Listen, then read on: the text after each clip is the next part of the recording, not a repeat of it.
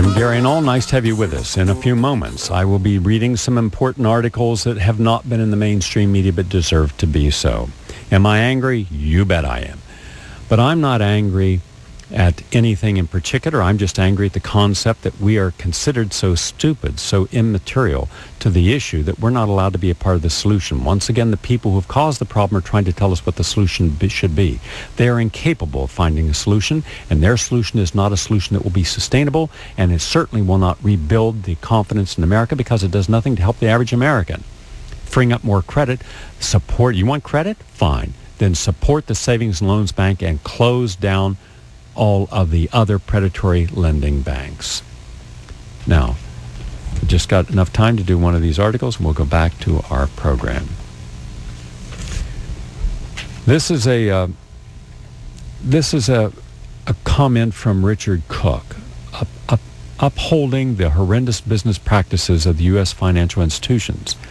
Quote, "The purpose of this brief statement is publicly to express my admiration and amazement at the way the chairman of the Federal Reserve, the Honorable Ben Bernanke, and the president of the Federal Reserve Bank of New York, and the Honorable Timothy Geithner, and the Secretary of the Treasury, Honorable Henry Paulson, have come together so effectively to solve the financial problems of the United States. After intense deliberation and with the help of thousands of highly paid economists, accountants, and other professionals on their staffs, these three high officials of our leading financial agencies have devised a plan that is breathtaking in its simplicity, broad in its scope, and nonpartisan in its appeal to our worthy representatives in Congress.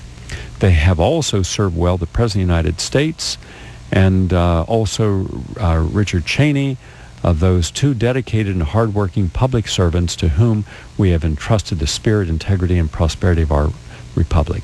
The three fine men mentioned above have decided to recommend a plan whereby several $1 trillion of bad loans will be subtracted from the books of any number of financial institutions threatened with further bankruptcy, including foreign-owned institutions, and will be added to the books as liabilities or potential liabilities of the United States government.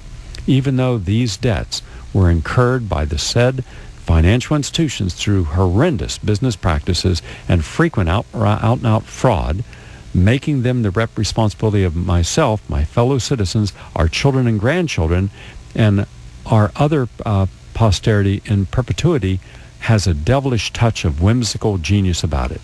I am sure that our Congress, consisting of men and women who removed all the regulatory safeguards that might have prevented such a debacle, and often were elected to the office through campaign contributions made by executives of the financial institutions now in danger of collapse, will immediately ascertain the wisdom of these proposed measures and speedily approve them. To all those who have so boldly stepped forward in our country's hour of need, what more can I say but thank you, ladies and gentlemen. Richard Cook is a former U.S. federal government analyst. My final thoughts before we conclude today's program. The people who created the problem should never be allowed to solve it. This has been a feeding frenzy of massive amounts of transfer of wealth, the greatest transfer of wealth in world history in the past 10 years. Every single regulatory agency has been curtailed or eliminated or downplayed.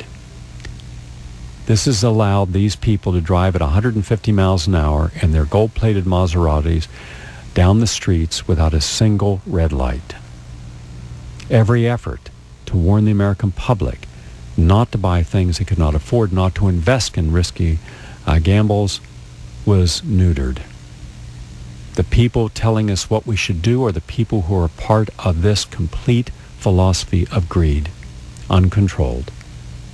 It is irresponsible for us to allow them to have money that we, the public, are responsible for, to erase all their bad debt and to wipe the slate clean, especially since we are doing nothing to eliminate the debt. We're doing nothing to bring back families to their homes where they were thrown out and foreclosed on by these very same institutions. This is not just a matter of dollars and cents.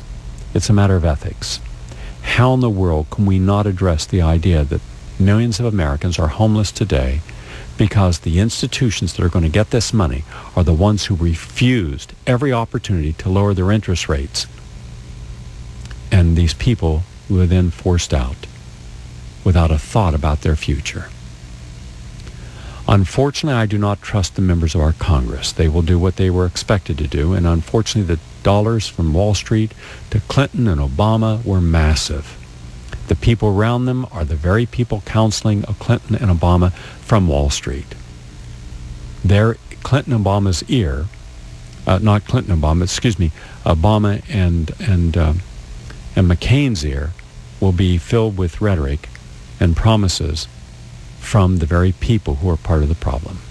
I do not expect anyone to be responsible for what they're doing. I just expect them to pass something, unless the American public is outraged enough, as I am, to call and demand, do not bail these people out. There are more responsible ways. And by the way, last thing, why don't they simply demand to stop trading in any company that's being shorted?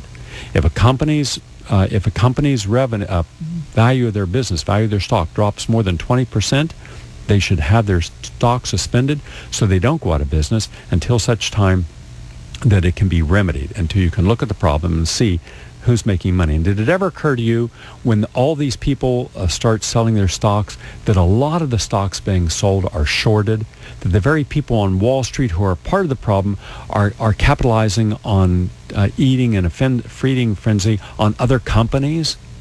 This isn't the average Joe Schmo. This isn't the average person that owns a few stock in a company. Buy stocks in companies that are solid, solvent, are not loaded with debt. And also, these are the same banks that for a long period of time allowed massive purchases. One last thing here. Let's just say, for example, let me give you a clear example of how this works. Let's say that you are a company in Akron, Ohio, and you employ 300 employees, and you're making tires. And you've been there for 100 years. And along comes a hedge fund, or along comes an equity buyout firm, a corporate raider, and they see that, gee whiz, you don't have any debt. You're a well-run business. You have a nice pension fund for your employees. You're making a nice profit. What do? They will turn around and go to Goldman Sachs, and they'll say, or Merrill Lynch or Lehman Brothers, and they'll say, we're going to buy this company. It's too good not to buy. Now, the company is probably worth $20 million. We want you to give us $100 million. Okay. And so they get a bridge loan from the bank, and they buy the company. They pay off the board of directors, they pay off whoever owns the company, and now they own it. Now, one of two things is going to happen. They're going to give the company the $10 million, and they're going to keep the rest for themselves. So right off the bat, the moment they did the deal, the Wall Street firm made a 10% gross profit on it. So they made a massive profit. Now, the hedge fund guys or the equity partnership made a massive profit. Massive. More profit than what the company could ever give them on a year-to-year basis. But now the company has to pay back that enormous debt. So now they have to downsize employees. They have to take away all the benefits they can. They have to strip the company down to its bare bones, maybe selling off divisions. The average lifespan of one of these companies is about 7.5 years. Then it collapses. That's under the best of times. Now we're in the worst of times. And the bankruptcies are fast and furious. Linen and Things is just one of those examples of a company that was well run, a good company, profitable, until it was purchased by the Apollo Group for $1.2 billion, and a lot of that was profit to the people who made the investments. Wall Street makes out on all these. Wall Street firms made its massive profits by supplying the money, which it itself didn't have, to companies, and it was all illusion, to be bought, and then the company's assets are ripped out by these people that don't care about the company. They don't care about Akron. They don't care about living there. They're not going to probably ever visit it. All they know is they made a ton of money buying and selling. That should be stopped. And that would save millions of American jobs, because it would no longer mean a company was under such severe financial stress to service its debt load that it had to lay off employees or go broke. And we should also reverse all bankruptcy laws, making the benefit to the person going bankrupt instead of its creditors. Those are just some suggestions. I'll have more tomorrow. I'm Gary Knoll. Have a good day.